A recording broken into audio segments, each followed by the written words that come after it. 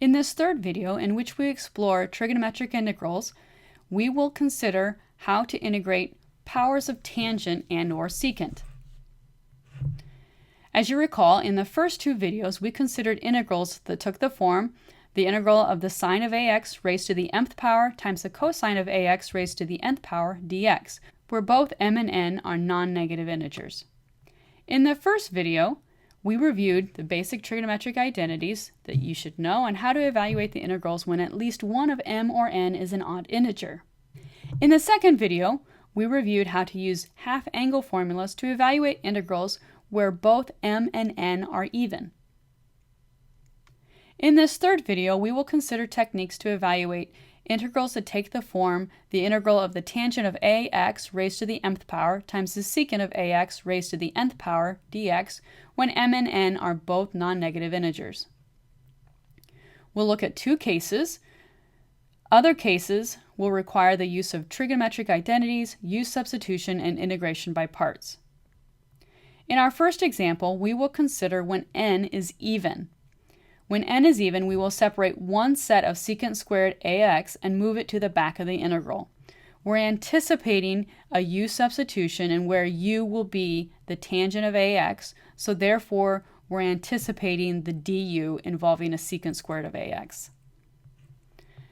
After we separate one set of secant squared of ax and move it back to the integral, we will use secant squared of ax equals 1 plus tangent squared of ax to change all remaining powers of secant squared ax to expressions involving the tangent squared of ax.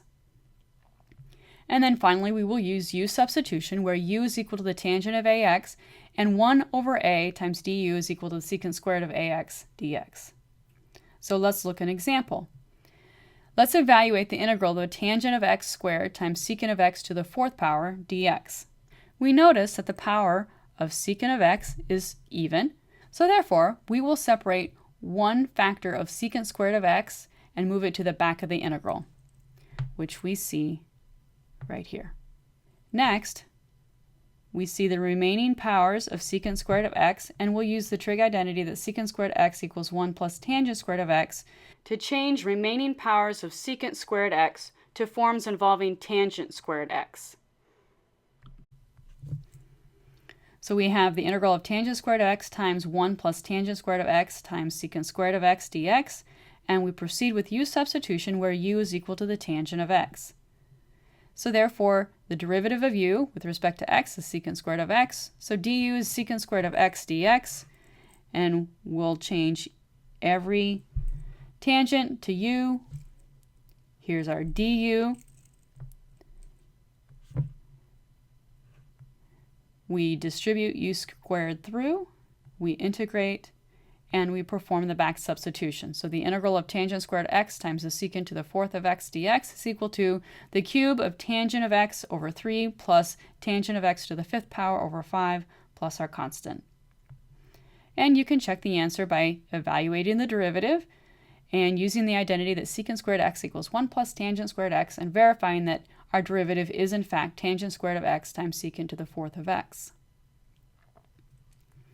Now, suppose we start with the same form of the integral of the tangent of ax raised to the mth power times the secant of ax to the nth power dx, where m and n are non-negative integers, but at this time m is odd.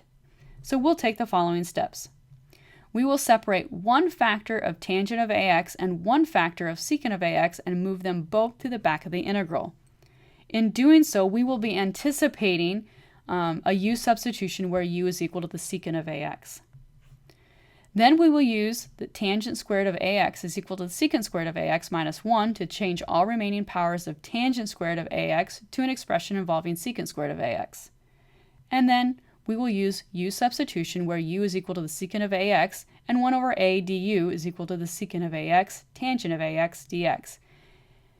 We'll make those substitutions, evaluate, and perform the back substitution.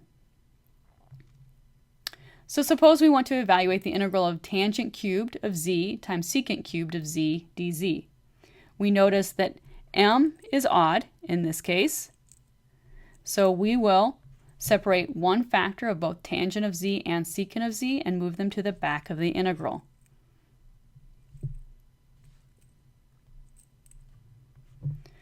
Now we make a substitution for tangent squared z using our trigonometric identity. So we have the integral of secant squared z minus 1 times secant squared of z times secant of z times tangent of z. We can proceed with u substitution where u is equal to the secant of z and du is equal to the secant of z times tangent of z dz. Making our substitution, we get the integral of u squared minus 1 times u squared du.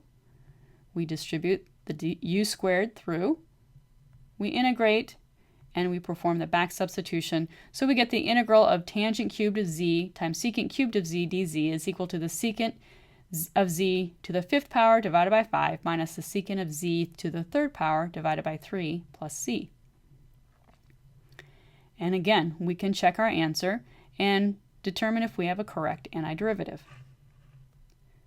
So summarizing the key ideas, we want to successfully evaluate trigonometric integrals, and to do so we need to be fluent with the trigonometric identities that the cosine squared theta plus sine squared theta is equal to 1 and 1 plus tangent squared theta is equal to secant squared theta. You want to know the rules for working with the powers of the trig functions. These rules stem from the use of u substitution where u is assigned to be one of the trig functions. Watch for pairings of the trig functions and their derivatives. You may encounter trigonometric integrals that do not follow the rules given in the textbook or in these videos. Make use of the trigonometric identities, use substitution, and integration by parts to ultimately conquer and evaluate the integrals. And finally, I've said it before, I'll say it again, make sure you practice. Efficiency in recognizing which steps to take really comes with practicing a variety of problems and doing so by hand.